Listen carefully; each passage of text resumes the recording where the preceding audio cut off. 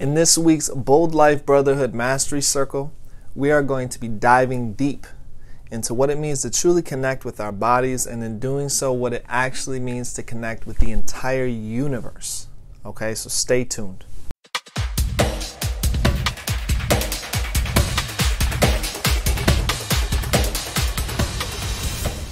Now let's talk a little bit about you and your body. Okay, our primary connection, what we come into this world with, is our body.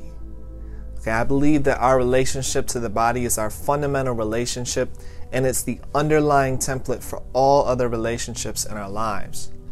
If we don't know how to connect with our body, which is the primary way we receive information about the outside world, how can we hope or dream to connect with someone else? You see, a lot of people think of their body as a solid object, right? Seems pretty sturdy, but in reality, the world passes through you every day without you needing to think about it. This week, we're going to show you how to reconnect, because it's our culture and technology that has given us the story that we are separate from our bodies. Does that make sense? Going all the way back to Plato, okay, when he said our body is a convenient vehicle. Our culture's dominant idea is that we are a skin-encapsulated ego, separate from nature, separate from others, separate from oxygen and food, while we are actually processes. We are a verb, not a separate thing. Okay, when you drink water, does it not become you? What happens when you put food in your mouth?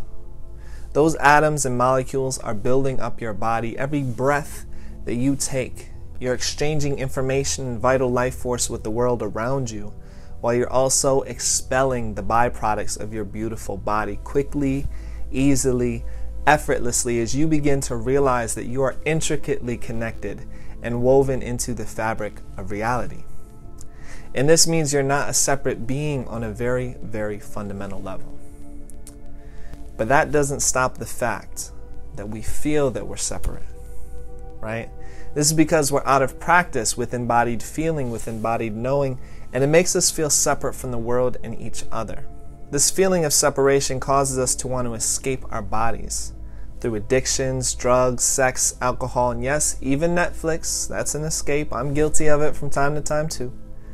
And start to notice that even on a mental level, you're absorbing these images and stories that you consume with your eyes and ears the same way you consume with your mouth.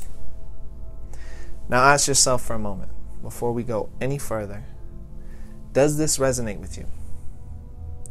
Are you out of touch with your body and out of touch with reality, which means you are living a fraction of life?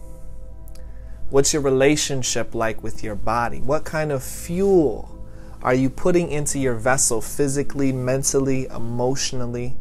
Because we are in fact extremely, utterly living in an absolutely dynamic relationship to the physical and social world around us, and our well-being depends on it, as well as the well-being of all of those around us. Okay, so let's really take that in for a moment.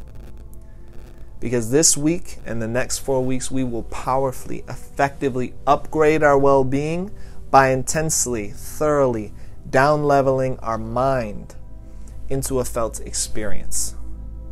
Okay, the separation of our thinking from our being is the primary wound of our culture. That was Philip Shepard in his book, Radical Wholeness.